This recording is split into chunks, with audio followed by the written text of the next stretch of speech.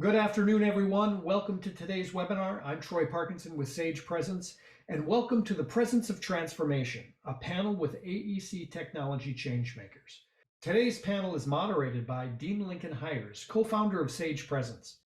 Of course, over the last 20 years, Dean has been helping AEC firms win more business by increasing their winning presence. But before his time at Sage, he was a filmmaker who worked a lot in the digital tech space as well. He's co-founder of a boutique new media company called Digital Cafe, which specialized in interactive media across the 90s, which was later acquired by Camel Methuen Advertising. Ultimately, Dean went on to create video-based interactive training for surgeons, along with digital promotions for movies like Die Hard 3, Godzilla, and Power Rangers, and he packaged interactive products for Rolling Stone magazine. He's probably most famous for the computer game called Chex Quest, which was made for General Mills and was released in over 5 million cereal boxes and is still played to this day. So with that, I'd like to introduce Dean Hyers. Hey, good to be here. Welcome to the 44th floor of the SagePresence Towers. The skies are gray, and hey, I'm in a good mood, and I see the screen that says why. And want to talk about this subject, and maybe I'm going to put it in the simple, highest helicopter way. All we hear is change is coming, and we also hear that change is here, and we also hear that change is happening faster than it used to. And how is technology affecting our people business? Professional service is a business of human beings, and yet the world around us is changing. And our two guests are here to tell you change is good. And so I'm excited to introduce our folks. We're going to let them talk about themselves a little bit in a minute, but just let me give the thumbnail view. Let me start with Chaz. We've got Chaz Ross Monroe, which she pointed out is CRM. And Chaz comes from the marketing side of the world. She worked in architecture. She has more to her background than just that. But she was on the side of that huge task of winning business and developing proposals. And she jumped ship for technology and now works with a group that is streamlining aspects of that process. So that's one end of the story. On the other end of the story, we have Tim Defoe. Tim, he came from Cunningham Group Architects, a great architectural firm. We've had the privilege of working with them in the past. And after 15 years as a CEO, he focused on technology, and his technology is focused on the delivery side. How do we deliver as architects? How does the industry respond in a more digital way? So between the two of them, we have got from the marketing and winning the business to delivering the business, and how is technology changing that? Now, right in the middle is me. So I work on the human side of helping people win their business, go through the business development process, and land those projects and interviews. And then I get just barely over into the next side, where the experience we create with our presence with customers is sort of the SagePresence zone. So between the three of us, we're looking at the whole spectrum life cycle of your work as AEC professionals. So we want to learn a little bit about you, and we're going to throw a poll your way. We want to make sure we know who we're speaking to. So I see the first poll has come up. Which industry do you work in? On this call, we've got 32% architecture, 25% engineering, 21% construction, and 21% other. So maybe a place to start is let's learn about the people here. Don't get too much into your service and your product yet. I just want to know who you are. And when I think of who you are, it's like, what drives you? What fascinates you? What is it that got you down the path you have? What do you want to tell us about you? So why don't we start with Chaz? Tell us about yourself. Give us, a quick thumbnail of who you are as a person. Thank you.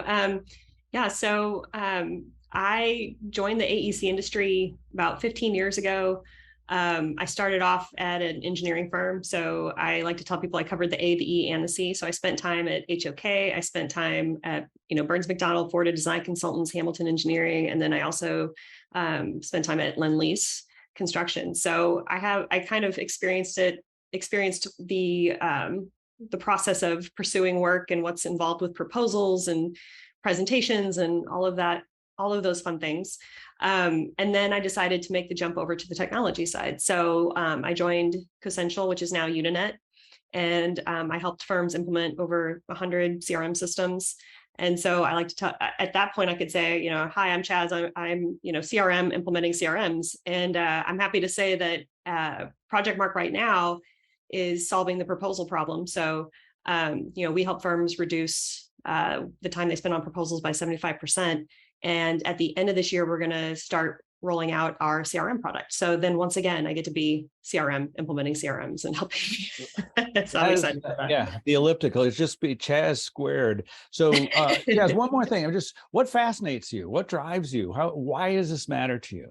I think productivity really drives, creating ways to do things faster, better, easier. I love figuring out how I can take pain away from people through, creating a better process. And I think that's ultimately what really drives me. I love that. I love figuring out how I can help people make their lives easier, and with technology, and especially in the proposal process. And we can see that that's real. I appreciate that. Tim, tell us about yourself. Who are you? What drives you? Sure. So I'm trained as an architect. I've worked at Cunningham for 30 years, but I led the company for 15 years. It was a great opportunity to lead a great group of people. The interesting thing is that when I started in architecture, we were still drawing everything by hand. My first project at Cunningham was the first time that I picked up a computer, almost literally, because I had to move desks, but really got into using the technology as the tool for what we were doing in design and construction. The challenge has been that over the years, we have advanced the technology in design and construction, but we haven't advanced the practices. We haven't changed the way we deliver the work. Today, technology allows us to do tremendous things in design and construction that are all dependent upon three-dimensional information. We developed the entire design for a building in 3 dimensions from the very beginning of the design process. We put tremendous amounts of information into that 3-dimensional model. We build just these fantastic representations of what the building's going to be. We can do VR, we can do AR, we can really create an inclusive or immersive environments for the client to understand what their building's going to be. And then we deprecate all that down to 2-dimensional drawings that we give to the contractor, who then recreates all that 3-dimensional information into their digital systems, because digital construction is becoming the norm in the field. There's robots that will print out the floor, all of the wall layouts on the floor of the building. Well, There's robots. Tim, why not reinvent the wheel? You built the wheel once. Why not you build it again and then Let's build it 3 times. What the heck? Exactly.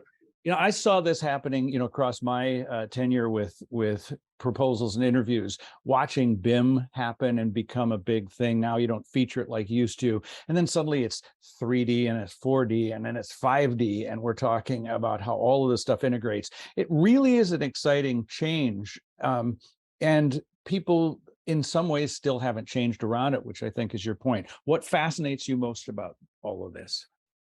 So the opportunity that exists to really create this seamless connection between design and construction, where the design information is created, the design is represented, but that information goes straight to fabrication. There's no gap, there's no interpretation, there's no misinterpretation. How fantastic will that be when we can get to that point in the process where we are literally building the building from the designs we create? So I think that's energy. A lot of people are going to question, what does that mean for me? We're going to get into this. I think maybe a place to go is let's hear about what your actual products are. Now, audience, there's a chat feature here. So I want to encourage you. I'm going to ask questions. They might have questions for each other. And as we go, chime in your questions. Troy's tracking the chat window.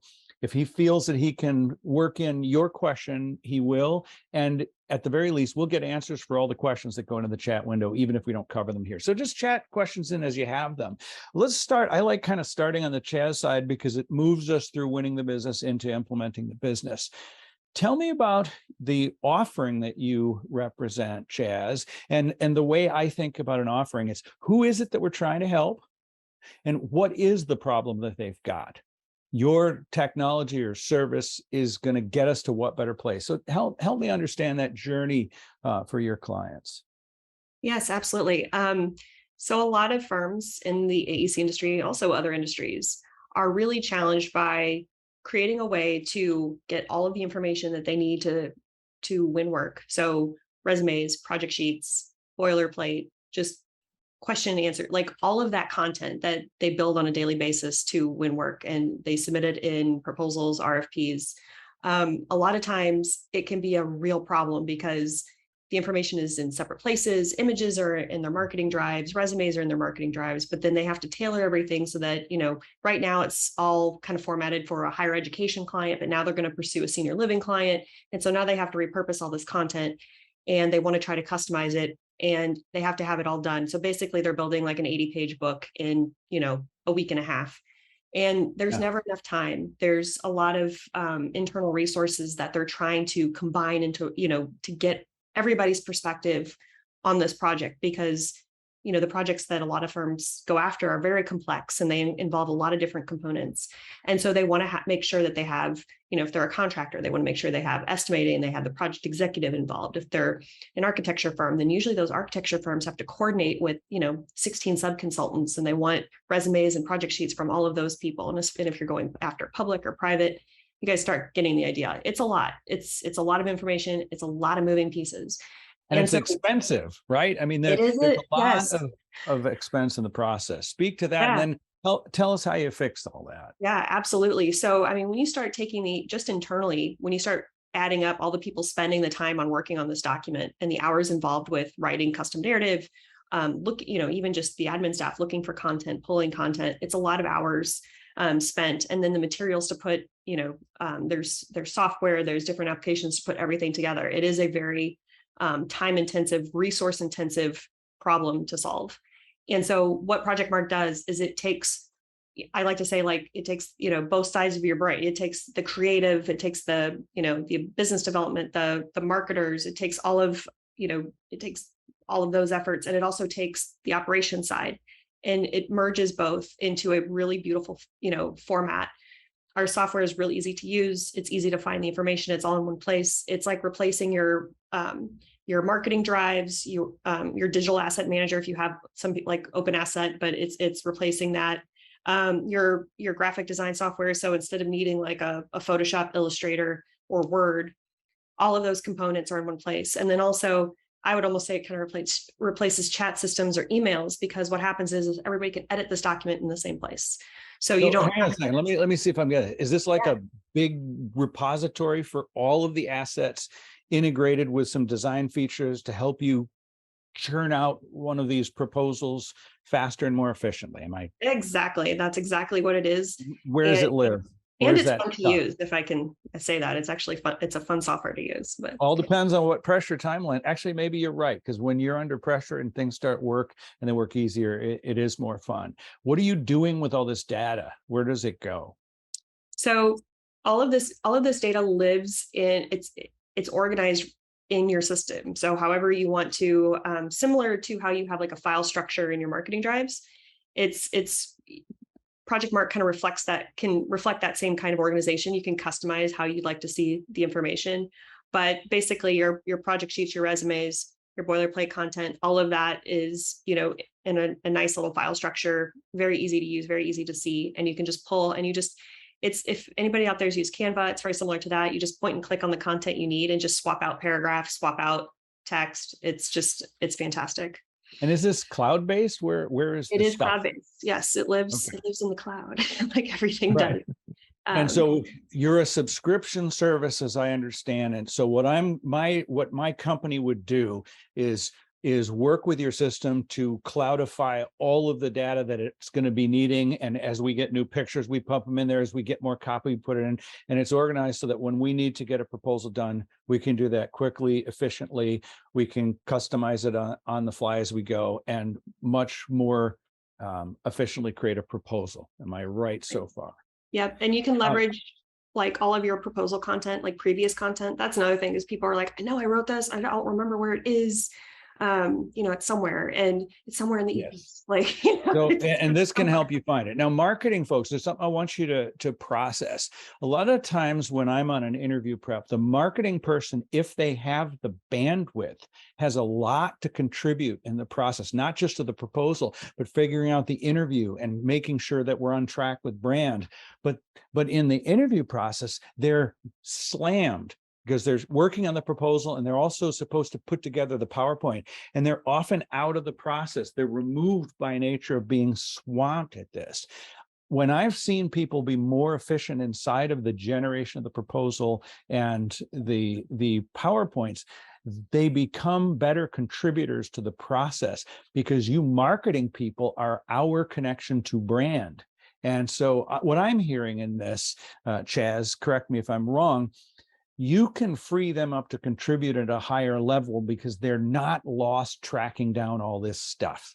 Is Exactly. that fair? Exactly. So instead of them spending 80% of their time hunting for information and 20% customizing it, they're spending 20% of their time finding the information and 80% of the time customizing it for that particular client. Getting back Right, to so your comment, you're not recreating the wheel. It's like, Exactly. and that's one of the biggest challenges that we faced in the firm was every time you're creating a proposal, we're recreating the wheel. It's like, why are we doing this? This is not You're an effective use of customizing our the time. wheel. You're changing Yeah. the tread and you're Yeah. changing, but you're not rebuilding it from scratch. I think that sounds wonderful. Let's say we got a grasp on that. Let's go to Tim. So who do you help? What's their problem? And what do you do? And where do you take them? So as we transition from this sort of paper-based system to a digital system, all of the systems that are in place today for authorizing and signing, or creating the mechanism for a ownership or identification of ownership of the information are all paper-based. So if you look at DocuSign, Adobe Sign, any of the other signing programs that are out there, or you look at some of the project management programs that are out there, project information sharing programs, they're all based on the notion that I'm sharing a piece of paper. It's a digital version of a piece of paper, but it's still fundamentally a piece of paper. I'm sharing a document, I'm sharing a drawing, I'm sharing whatever. What we set out to do at Concert was create a mechanism that allows us to share digital information in its native format. Digital information as a core component of fabrication, as a core component of construction, and as a core component of design. So you don't have to deprecate it down into something that looks like paper, or as a digital representation of paper. It is the true digital information. We don't care what the information is. It can be a Revit file, it can be an Excel file, it can be a marketing document, it can be any sort of information that you need to share with somebody, but you want it to be clear that this is information you're sharing for a very specific purpose. And in that purpose, I am giving my authorization for that information to be used. Now, as an architect or an engineer, it's important when we share information, especially in the construction process, that there's a clear understanding of what the information is supposed to be used for and what information I am sharing at that moment, so that there's a chain of custody, there's a path that the information follows. That's what Concert does. We're much in the same way. With Concert, do I think of Concert as like an application? Is it also a service? Is it a system? It's a service. So we are built completely as a SaaS system. There's no special app you can download. It's just a website. And fundamentally, you go to the website, you log in like you log into any other website. Once you have a user profile, then you have the capacity to add projects, to use those projects as the tool for sharing information. Now, again, there's a lot of other systems out there that will share information, but none of them will give you the permanent record that lives on outside of the system, if you will. So that's why we built it on blockchain. Okay, so I'm hearing like the legal benefits of this. I'm hearing the sharing is kind of the digital version of paper trail. Can you give me a picture of the ultimate success goal? I get sort of the efficiency thing. I can visualize how not going to paper and then back. You're taking some of the translation risks out of it. What's the ultimate goal that Concert's trying to take people to? So we want the design and construction process to be this seamless creation of the building for the client. And in doing so, when you can take that digital information and I can give that straight to, let's just say it's the window manufacturer, and they're going to fabricate their windows straight from the model that I created. There's no loss of clarity. There's no loss of all of the goals that were established in terms of performance, in terms of character and look, and all of the different aspects of what you're trying to create as a designer. You don't lose any of it. And so we carry that. Tell me about the through. current process. How does that loss typically happen? Is it misunderstanding? I misread the specs. I didn't get the design right. And when I translated it over, is that where the errors happen? So the current process is we, architects, engineers, issue drawings out to a contractor or vendor. The vendor recreates their set of drawings called shop drawings. And the shop drawings are sent back to the architect or engineer for their review and their approval. Mm-hmm. And there's this, in that process, there's been a whole lot of interpretation that's gone on. So now as the architect, now I have to look at these two-dimensional documents that have been created by somebody else to represent what I gave them. Yeah. And I have to understand that, interpret and know, that all of the information that I'm not seeing, that I assume was communicated to them, is inside of that paper document. I don't know that. There's no possible way I can know that because it's a two-dimensional paper document. Yeah. But if we're sharing that model back and forth, if we're sharing that digital information back and forth, I'm giving them something that represents what I want the design to be. They're modifying it. They're adding their information to it because, when we build a building, the contractors or the vendors who ultimately build the building may not be the same ones that we originally specified. It might be somebody who has got a different system, that's got a better system, or perhaps a more cost-effective system. But the outcome of all of that is if we're sharing that digital information, now we can actually start to see, oh, wait a minute, your system does this. Well, we need it to do this over here. So we can have that seamless conversation, a real collaboration about what the design's ultimately going to be.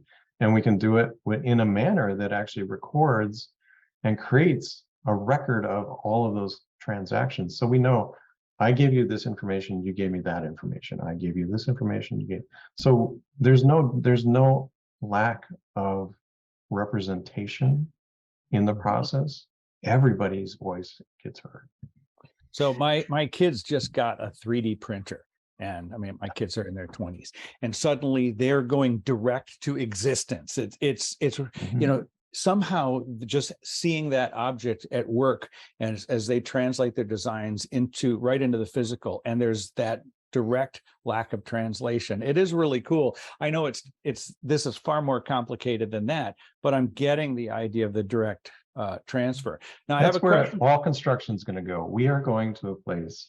And within the next 3 years, we're going to see the construction industry radically change, and more is going to be prefabricated, fabricated on site by robots like digital printers, or actually modularized in ways that we're just going to start plugging the building together. So Troy has shown up. I have a feeling that means that there's a question from the outside. Real quick, I'll circle back to him because I got a couple questions forming on it. But hey, what's up, Troy? Hey, one question that is percolating for everyone, or at least for my brain from some of the group, is let's say that I understand and conceptualize and I'm ready to get these technology programs. How do I help my team elevate their consciousness and their thinking so that they see the value of it? Because if that's the road that our firm is heading for, how do I get my team to see that they need to start making moves now? So I'd be curious from both Tim and Chaz, and you, Dean, as well. How do you help elevate people's thinking so that they realize there is a future that's coming out there?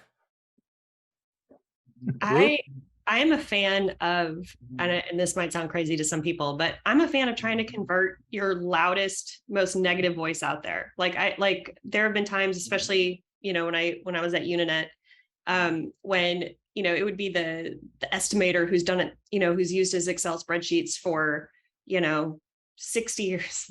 Okay. It was like 30 years. We've always done it this way, but we've always done it exactly. And he struggled with it. He just struggled with the idea of it. And I worked with him pretty extensively in getting his bids into the opportunity tracker in Uninet first. And once he started to get the metrics, and once he started to see like the benefit of that, he was the biggest advocate. Like he sold it to the rest of the team for me. It was fantastic. Oh, that's great. I think what won him over? How did it happen? Well, at heart, he was a data nerd, right? So at heart, like he loved the fact that he could just see like all the bids and he could, get the total, revenue, and other people could jump in and use the system as well. And like he could have insight and he could break it apart faster and easier than he could, in Excel. And he would get it real time. And he could, and that's what he loved about it, is that it was a real time vision of where he stood, what his workload looked like. He could quickly forecast. He could see how much help he needed. He could communicate that to executives, and he started to really see the value in that. And it really was kind of metrics driven. And I think, but you've got to, I think, this is a people business. And I think we all know that. And so you can't just roll out some kind of technological change in one way and just expect everyone to get it. And, you have to tailor the message. You have to consider your audience, and you might have multiple segments within your organization if you're a larger one, and what appeals to those people. But, I think when you find that, when you target that message and you do that for the right group of people, it's amazing what kinds of changes you can implement. But it's definitely not fast, and it takes a lot of effort, and it takes a lot of sales. So it takes a lot of sales, internal sales. I think that's straight on point. And, the old dog can learn new tricks. It just takes them a little longer to learn the trick. And you got to be patient. You need to work with them. You need to let them use the tool. You got to have the other tools have to be out there that are going to make it easy for you to make the transition as well. I talk about the construction industry in the next 3 years is going to radically change in the way that we're going to have buildings built or see buildings built. So that fundamentally in the design industry, that gives us 3 years to make this transition as well. We can grow, we can change right along with our construction partners in this process. And it's not something that's going to happen overnight. The clients have to change. The clients' understanding of what is the deliverable, what is the value that the design team is creating, and how is that value shared, how is that value recognized, and how is that value monetized. All of those things have to change, but it's going to take time. But again, I think that's why there's this transition that's going to be going on. And now is the time to start, because if we don't start now, we're going to get left behind. And if you get left behind, you won't catch up. So audience, there's something to grab in that. What these two represent is participating in the change. And if you become part of embracing it, then you have a say in how we change. If you sit and wait, then everyone else will decide, and then you have to deal with it. So part of their message is get involved and start changing with it, and then you're part of the change itself. Let me share. Troy asked me, what's my perspective on helping people change? There's two things that you want to focus on, and they're basic, simple story ideas. What we do as our service is we help someone else. That's the main character we're trying to help, getting them from their problems to their goals. When we're going into team members who are afraid of change, and we might talk about that a little bit more, what are people afraid of? But when we deal with people who are afraid of change, they're the main character we're trying to help. And they have problems that the change we're asking them to make will help them with. If you can help someone see the better place that they can be, and the problems that they are contending with now that they don't like, and that the change will get them to the better place, it's a big part of helping someone see why they should change. And if we care, bring some appreciation and nurture those people to see that, it helps them face the change. So where I'd love to go here is, there is something that I've seen that's sort of interesting. I started seeing this when BIM was first coming out, and then particularly when they started to talk about 4D and 5D, and how we're looking at 3 dimensions and how it changes over time, plus how it connects to budget. And this stuff started happening and changing. And in another way, nothing really changed. It was still the same. The estimators are still estimating, and estimates are really good guesses based on comparables that have to be checked out and all of that. My question, maybe this is first for Tim, is anything really different? Someone, actually, this is really for both of you. Imagine somebody digitized the way they win their business into the way they implement. Has anything really changed? What do you think about that? I think we're at that threshold. Has anything changed to this date? We've seen actually the pandemic actually generated across the board, and a lot of things that we've done, changes in the way that we deliver, but it hasn't resulted in sort of radical changes. At the beginning of the pandemic, or before the pandemic, if you want to go back to sort of 2019, in design and construction, for the most part, designers weren't really sharing their digital information with the construction side. Designers were developing the information. Again, everything depended upon the drawings, the plans and specifications. They were what had the right of reliance for the engineer, for the architect. But since that time, what we've seen is that more and more clients are asking or demanding, contractors are asking or demanding, that they get digital information from the design team. So some of the information is being shared, but it's being deprecated down and there's lots of disclaimers about, you can't use this information to build from. You have to use the drawings to build from. That's what the right of reliance is. That just changed in August. The AIA Contracts Group released a new set of digital documents, a new set of digital practice documents. It's the E series of the AIA contract documents, that actually put in place for the first time the capability for the design firm to actually use digital information as part of the construction documents with right of reliance. It's a huge change. This year, change. Like 2000 August of 2022. Oh my gosh. Just released. I'm sort of an insider, sort of an outsider to the industry, coming from film. I never realized that just happened, and that it wasn't. Does that mean it legally couldn't have happened before now? Prior to that, the previous documents stipulated the architect could share information, but there was no right of reliance. The information was for reference, it was for convenience, it was for whatever term you want to use that is non-binding. That's what the information can be shared for. This is the first time now where it says, now the architect and the client can create a contract that says digital information will be used to build the building. And that is really cool. And it creates the mechanism for the design team and the client to lay out very specifically, here's what we're going to share for digital information. Here's what you will have right of reliance on. So it puts boundaries around it, because one of the big issues is risk.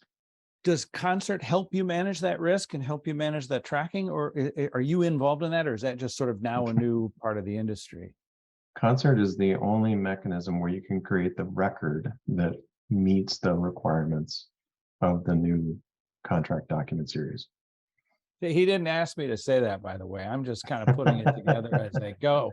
And that really, I spotted earlier, I said the legal side is a big thing, and helping you track the ownership. It's a lot like when, Troy and I both worked in media arts. People care a lot about the rights to the song, to the film, to the script, who gets to register it with I forgot the Writers Guild, all of these things. And your industry is filled with creative people who have ownership in different ways.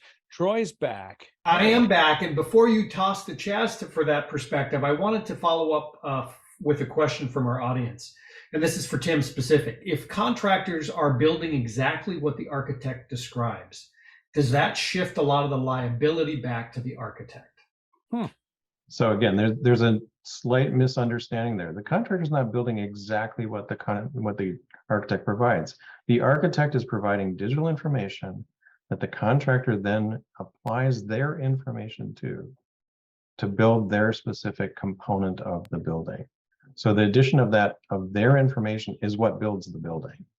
In the industry, it's referred to as LOD, level of development. So in BIM, you have LODs that can go all the way up to 500.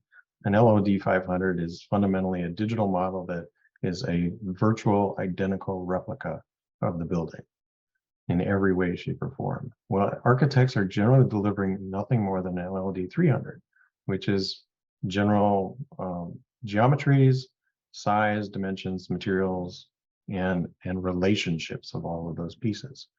It's the contractors are going to take the information, they're going to add more detail to it. They're going to develop that information more.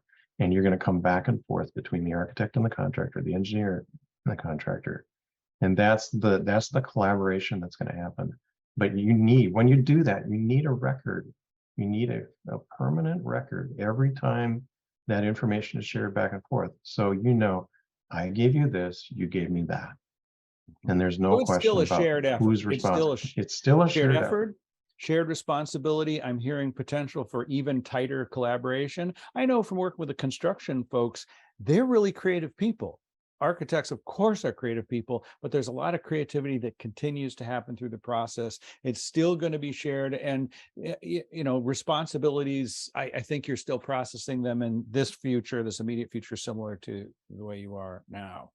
Let's hop over to Chaz. In a minute, I'm going to ask both, be thinking about this. I'm going to ask you both about how should we think about our team members and how do we change to work. But let's back up. And Chaz, I've sort of forgot my question. Let's get your take on. So let's see, what was the question? I'm going to have to ask Tim what the question was. What did I ask you?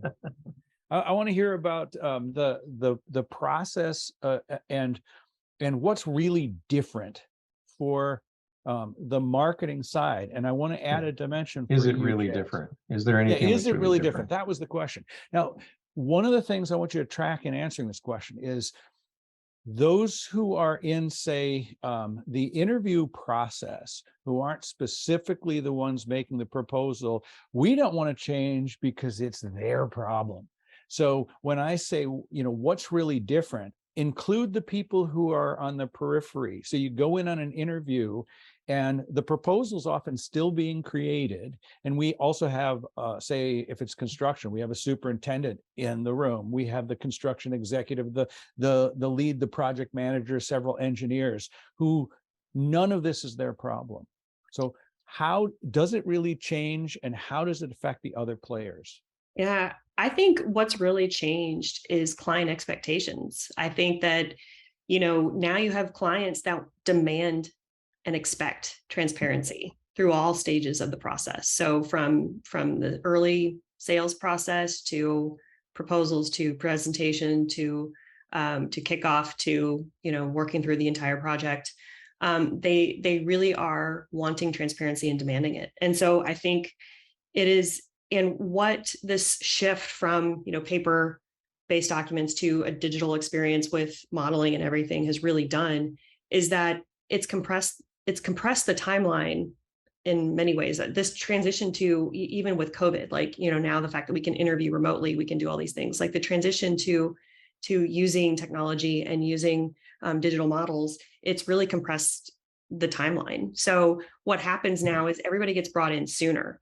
So it can no longer be like, the marketer goes off in a room and just creates the proposal. It's not good enough because the owners demand, they want to know who's building who's going to, if they're a contractor, who's going to build this building. I want to meet the project executive. I want to meet the superintendent. I want to, I want, at the interview, I want to see the superintendent come in his boots and basically tell me what it's going to be like to work with him day in and day out.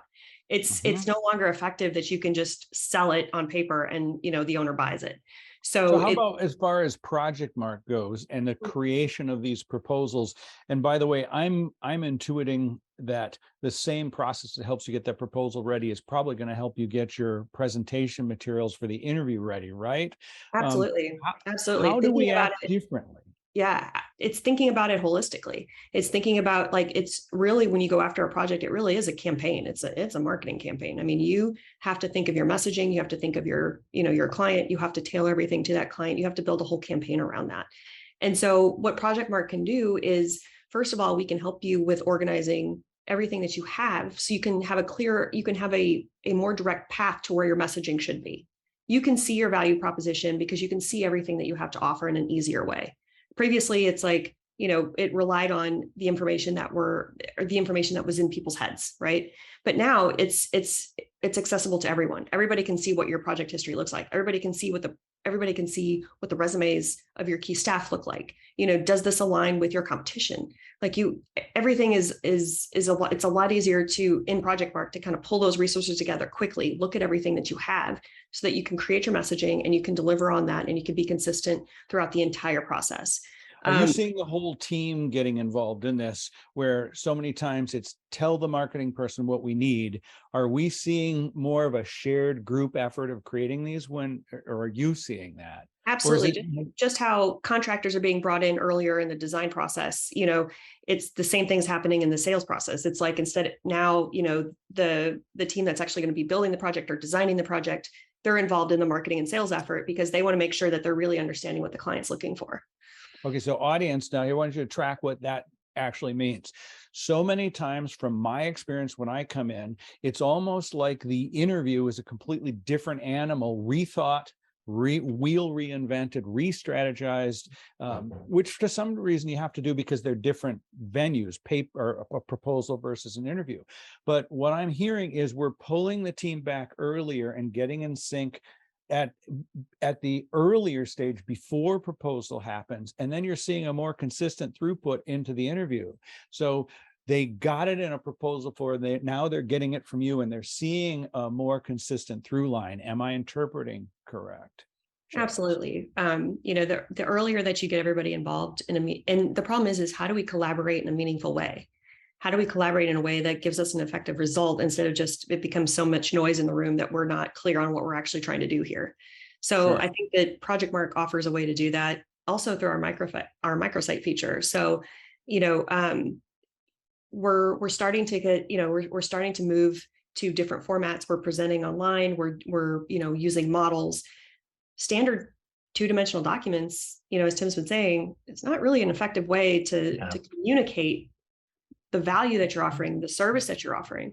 And so microsites are a great way to do that. You can create a very customized website for a particular project, and you can put graphics, and you can put video, and you can put all kinds of wonderful things in there that better illustrate the value that you bring, what you're designing, and communicating that to the client. You can also do video.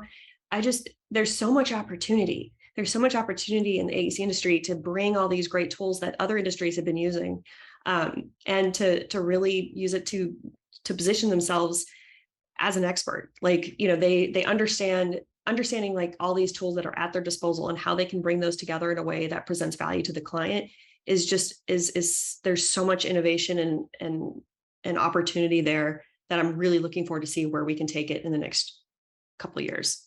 Continued change. I love that you're creating a mechanism that really makes it much easier to tell the story. I mean, Dean, you know all about telling stories. I mean, this is our industry is about telling stories. Design is a story. You're telling a story, and creating the mechanism where you can have that seamless integration all the way from the very genesis of the project, which is that early marketing effort, all the way through.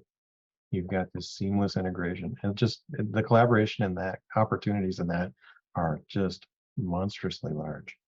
And we've used the microsite as a tool that at the end of the interview, we leave them with something. So we're not done with our presentation even after we're done, because we've involved the microsite that has more, and we give them access to it. So there's a lot of possibilities. Troy. Yeah, we've got some good questions coming in here. We're about 15 minutes before the top of the hour. So we're going to hit these 3 questions, which are probably going to take us at least up almost to the top of the hour. So we'll save final comments after these 3 questions. First question is, and it goes back to Tim. If we go back and forth with the contractor, does that necessitate working in the same platform, i.e. Rivet or similar? Yes and no. So is there efficiency in working in the same platform? Yes. And Autodesk certainly has created the mechanism with the AEC, the Autodesk Construction Cloud, that is focused on having multiple members of the design and construction team all in the same model. But there are a lot of the construction processes use different software technologies. So the mechanism really is more about how you're creating the translation or the integration between those different software technologies, as opposed to recreating the information and then putting it into the other technologies. So it is a sort of a yes and no question, because depending, like on steel fabrication is done predominantly through a system called Tekla. That is it's compatible with Revit, but it's not Revit. It's a BIM system, but it's not Revit. Excellent. All right. Well, thank you for that answer, Tim. I know that should satisfy our listener today.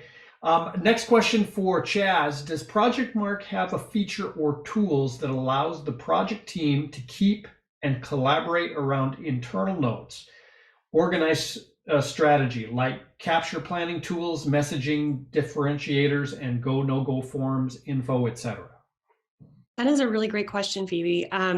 So the answer is yes and no. So we have a file structure that allows for us to create those kinds of documents. So you can create new documents that you can answer those questions. Like you can create strategies and then save those documents in the system.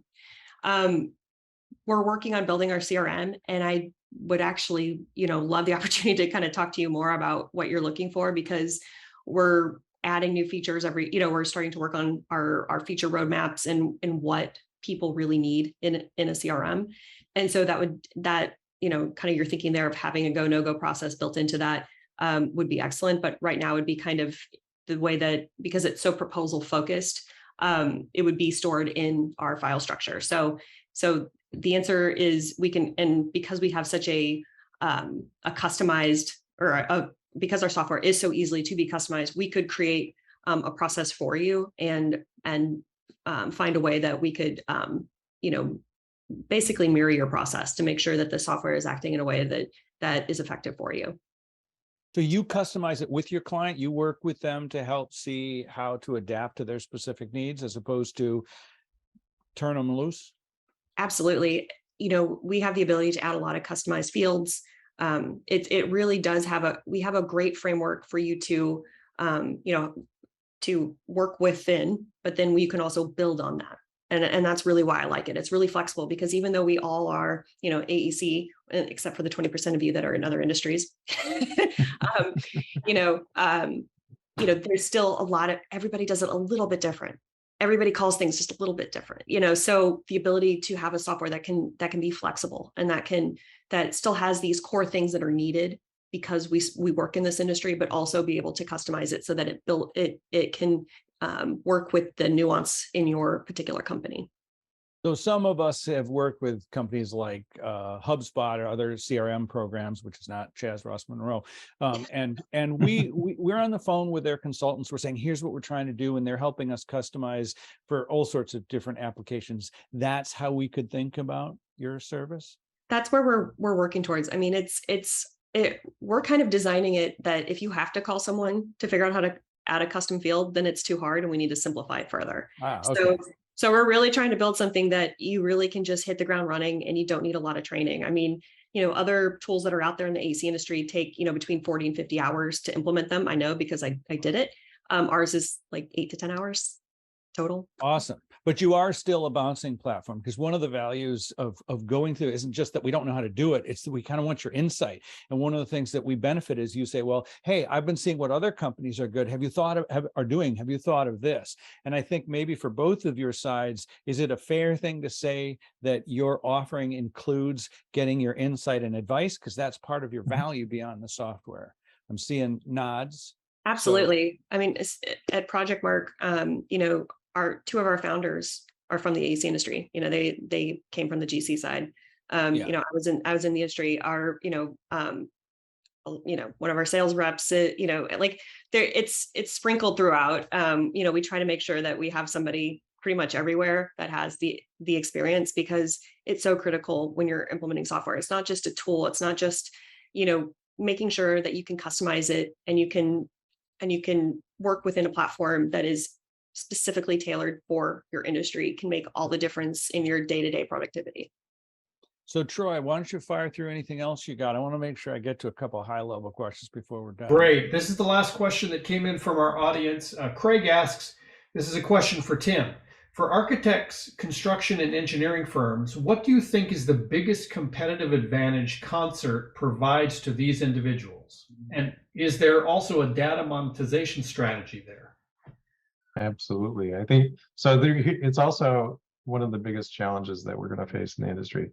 So the opportunity that's in front of us is the data that's being generated in the design process, in the design firms. It has tremendous value in mitigating and also making easier the construction process. That's valuable. If there's value there, then you should be able to monetize that value.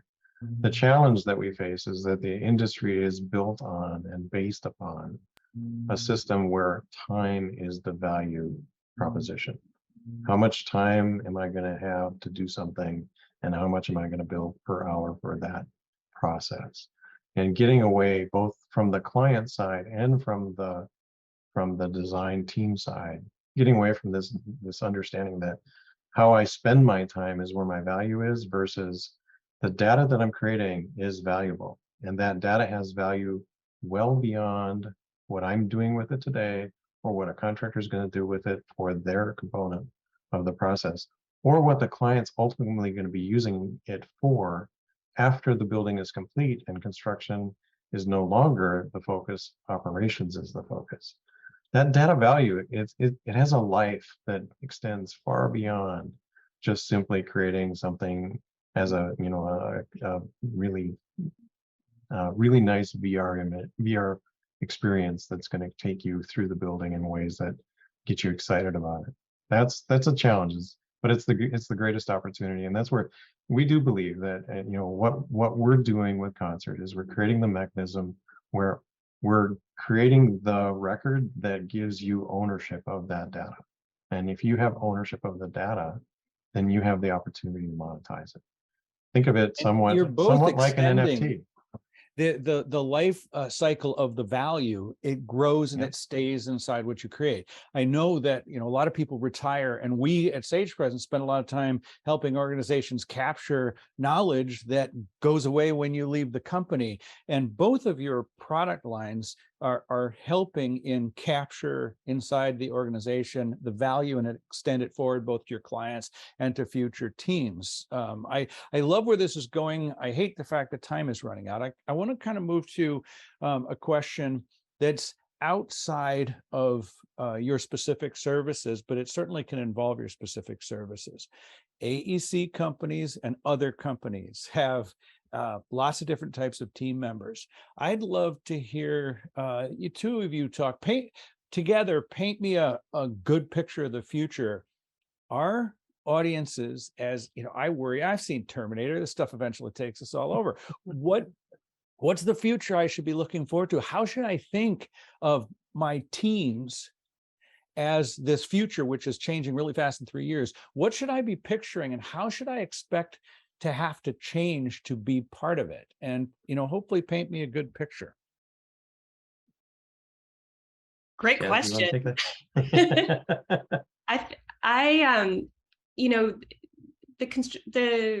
AEC industry is so ripe for innovation. One of the things is we're collecting a lot more data than we ever have. We're creating more digital assets, more digital models, more digital everything with the data that we're collecting. But how do we use that data? It's all about the client experience. It's how do we take this data to turn it into something that really adds benefit to the client, personalizes the experience, customizes the experience. And that starts from the very beginning when you're prospecting. It's no longer good enough to send, an email out like, "Dear sir," it's like, how can we completely customize the experience for our clients from day one, from their first interaction with us till their last, while they're on the job, while they're working with, the team, designing or building their project, how can we increase transparency during that process? Because usually what happens is some miscommunications, some gaps in times where people are talking, the client starts to get nervous. I'm spending all this money. What's happening? Where's it happening? Oh my gosh. So however we can create a more customized experience, a more transparent experience, and if that's through any kind of digital or technology tool we have accessible to us, I think we're going to put our clients in a much better position, and we're going to elevate the industry and really just take it to a whole new level than where it's been previously. So I'm hearing a I love lot that you more were talking creativity. about data, because I do think that it's a switch that has to flip in everybody's mind, is that what we're creating today is data that's valuable. The data may be representational, and that's what digital design data is, just a representation of information that's inside of computer. How we are, and we're using that information to create that is physical. So we're going from this, just that transition. I mean, to me, it's just mind-blowing. You're going from digital information, that ones and zeros inside of something, and it's resulting in a physical built environment that people will enjoy for hundreds of years. So what would That's you give us phenomenal. as our advice to make that transition in our minds to actually build that relationship with the ones and zeros? What is it that we have to do? How should we make that leap to what's amazing to you? Since some Embrace it, jump in both feet. And it's like, don't be afraid. Don't be hesitant. Embrace it. Magical. It is. It's just magical. It's so just, tell me, it can make you feel lovely. It gives you clarity on a lot of things. Okay, so there's clarity, there's more creativity, there's more participation. I wonder, what's the future for SagePresence? Bruce Willis just, who can't act anymore. He's struggling with health problems. He signed over the rights to his image, his shape, his voice, his face, so that he can keep being, he's going to be digitized, and you're going to keep seeing Bruce Willis in movies because he signed away his rights. So, I'm okay with that. Yeah, that's so I guess the question is, any final words for each of you on just the human aspect of this? We all want to be a part of this creativity. We all want to add our value. We're down to 2 minutes. Audience, we're going to share their contact information in just a second, and they're here because they want to talk to you. So you can reach out to them after. They'd love to talk with you, and we'll make sure you get to reach them. Let's just turn it over more open-ended. What's the last thing? What would you like to leave us with, each of you? Dean, I would say that, in terms of the people side of the equation, people are always going to be there. People are never going to go away. As an architect, yes, I can use the tools. I can create amazing design processes. I can work through the construction process, all of this digitally. And today we have generative design programs that will design buildings for us. The reality is, we still inhabit those buildings as human beings. We still have to make the decisions that say, this is the right decision for this group of people. And that's where the humanity comes back into it. The digital world will never replace us. Awesome. Chaz, last word. Anything you want to leave us with? You've got about 30 seconds. Find a way to make data and technology fun for you and fun for your clients, and you'll go new places in your career within the industry. That's really what it's all about going forward. It's just, there's so many great things out there to start using, and just have fun with it. Explore, have fun, and find ways to engage and make the experience better for your clients going forward. Well, I've had a blast talking with both of you. I wish we could keep going. Troy, can we have their contact information? And I'm going to turn it to you to do the final wrap. I want to thank you, Tim and Chaz. We need people who are going down this path, who come from the industry. You come from the human side, and you can bring that forward into the technical side. And that's why I like talking to people like you, who can straddle that line, have one foot in each canoe, or whatever you want to say. But it's been great talking with you. Well, thank you everyone for coming to today's webinar. We do want to connect. If you want to reach out to Tim, get to getconcert.com. for more resources. Also, we'll be sending out this PowerPoint presentation that will have some extra links and resources from Tim and the team at Concert. Also, reach out to Chaz. You can scan your QR code here to get more information and schedule a time to chat with Chaz. They have, Project Mark has a Make Your Strategic Planning Power ebook, and you can download that ebook here by scanning this QR code. And lastly, if you'd like to reach out to SagePresence and talk about the human experience of technology or any other questions as it relates to this presentation today, reach out to us here at sagepresence.com. But thank you everyone for attending today. We look forward to the follow-up and continued conversations.